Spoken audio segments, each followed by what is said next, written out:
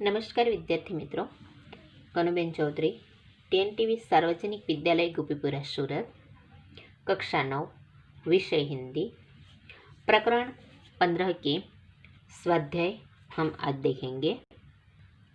पहले हम देखते हैं शब्दार्थ। शफ़ाक़ यानी कि गति, स्वच्छ, निर्मल, उजला। शिथिलता यानी कि सुस्ती, आलस्य। अनुमान यानी कि अंदाज। निर्जन यानी कि सुनसान। निसंग यानी कि किसी का साथ न होना। एकांकी यानी कि अकेलापन। जनरौमय यानी कि कोलाहलपूर्ण वातावरण। विरक्ति यानी कि विराग, उदासीनता। मूल यानी कि जड़। अभ्यस्त होना यानी कि आदत पड़ जाना। अनायास यानी कि अपने आप, बिना प्रयास के। रिक्तता यानी कि खालीपन।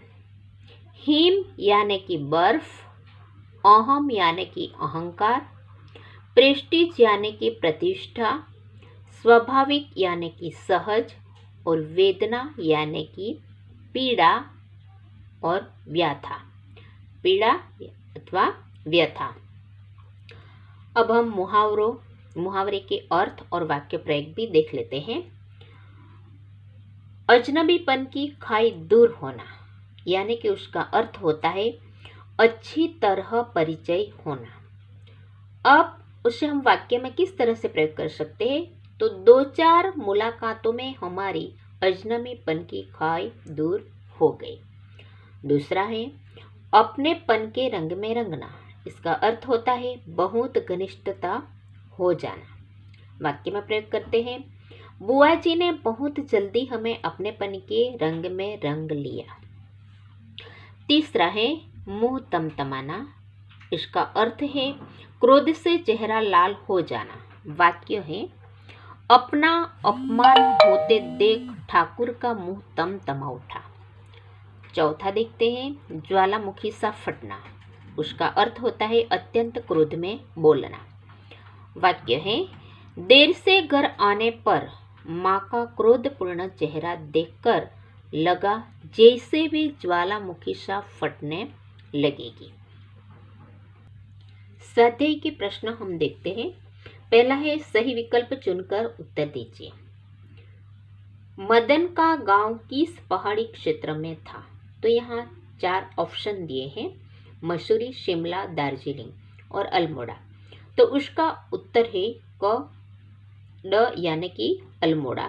यहाँ क और ड आता है लेकिन यहाँ क छपा हुआ है, तो इसका उत्तर है अल्मोड़ा। दूसरा प्रश्न है कहानी के अंत में नए ग्राहक हेमंत को मदन ने अपना नाम क्या बताया? तो यहाँ भी 4 ऑप्शन दिए हैं, मदन, पहाड़ो, बॉय और बेयस। तो उसका उत्तर है बॉय। दूसरा प्रश्न निम्नलिखित प्रश्नों के एक एक वाक्य में उत्तर दीजिए। पहला प्रश्न है मदन का गांव किस पहाड़ी क्षेत्र में था? तो उसका उत्तर होगा मदन का गांव अल्मोड़ा पहाड़ी क्षेत्र में था। दूसरा प्रश्न है नए ग्राहक हेमंत को मदन ने अपना नाम क्या बताया? तो उसका उत्तर है नए ग्राहक हेमंत को मदन ने अपना नाम बॉय बताया। तीसरा प्रश्न है जगदीश बापू के व्यवहार से मदन को चोट क्यों लगी? तो उसका उत्तर ये है कि जगदीश बाबू के व्यवहार से मदन को चोट पहुंची क्योंकि अपने प्रति उसके अपनत्व का प्रहार किया था। अपनत्व का व्यवहार था, उस पर उन्होंने प्रहार किया था। अब देखते हैं निम्नलिखित प्रश्नों के सविस्तार उत्तर दीजिए। पहला प्रश्न है जगदीश बाबू को पहले पहले नए शहर आकर कैसा लगता था? तो उसका उत्तर इस तरह से होगा कि जगदीश बाबू अपने गांव से बहुत दूर के शहर में आए थे। वे अकेले थे। यहाँ का वातावरण उनके गांव के वातावरण से बिल्कुल भिन्न था। गांव में यहाँ के चौक जैसी चहल पहल नहीं थी। वहाँ कैफे के जैसा शोरगुल भी नहीं था। उन्हें लगता था जैसे वे अपनेपन की सीमा से बहुत दूर आ गए हैं। इस तरह जगदीश बाबू को पहले पहले नए शहर में आकर बहुत अकेलापन लगता था। दूसरा प्रश्न है, प्रारंभ में जगदीश बाबू का व्यवहार मदन के प्रति कैसा था? तो उसका उत्तर हम इस तरह से लिख सकते हैं कि कैफे में मदन से परिचय होने पर जगदीश बाबू इस नए शहर में अपने अकेलापन भूल गए थे। 2-4 दिनों में मदन उन्हें दाजू कहकर पुकारता और वे भी उससे स्नेह से पेश आते। उन दोनों में मौसम संबंधी बातें होती। मदन उनसे उनके कम खाने की शिकायत करता। मदन को वे अपने दाजू यानी कि बड़ा भाई जैसे ही लगते थे।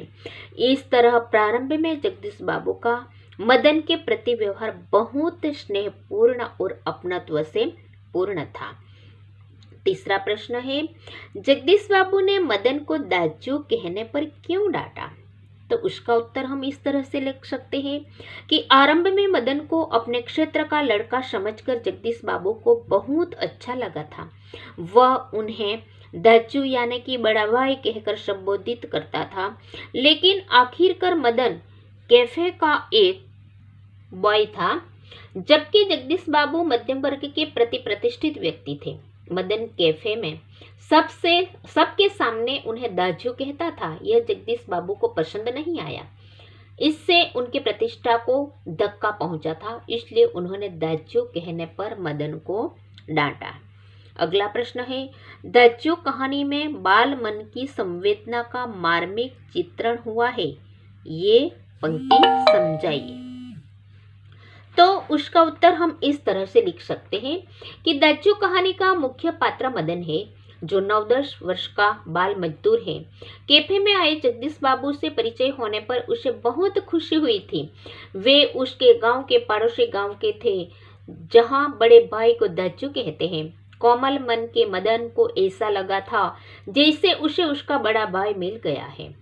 दोनों के संबंध में बड़ी निकटता आ गई थी। लेकिन एक दिन दाजू कहने पर जब जगदीश बाबू ने उसे डांटा तो उसके कोमल मन पर गहरी चोट लगी, जिसे वह बड़ा भाई मानता था। उसका बुरी तरह डांटना वह सहन नहीं कर सका। मैनेजर से सिर दर्द का बहाना करके वह सिसकियां भर भर के रोया। इसके बाद जगदीश बाबू उसके दाजू नहीं रहे, वह उनके लिए सिर्फ बॉय रह गया। इस तरह से हम लिख सकते हैं। पर्यायवाची शब्द हम देखते हैं। अनुमान, तो यहाँ 4 ऑप्शन है, अनुमान, अंदाज, सम्मान, अपमान। तो अनुमान का पर्यायवाची होता है अंदाज। दूसरा है निर्जन, तो यहाँ भी 4 ऑप्शन दिए गए हैं, लेकिन निर्जन का होता है सुनसान। जनरव, तो यहाँ भी 4 ऑप्शन दिए गए हैं, लेकिन जनरव का होता है कोलाहल। विरक्ति, तो विरक्ति का होता है उदासीनता। हिम, हिम का अर्थ होता है बर्फ। और रिक्तता, तो रिक्तता का पर्यायवाची शब्द होता है खालीपन।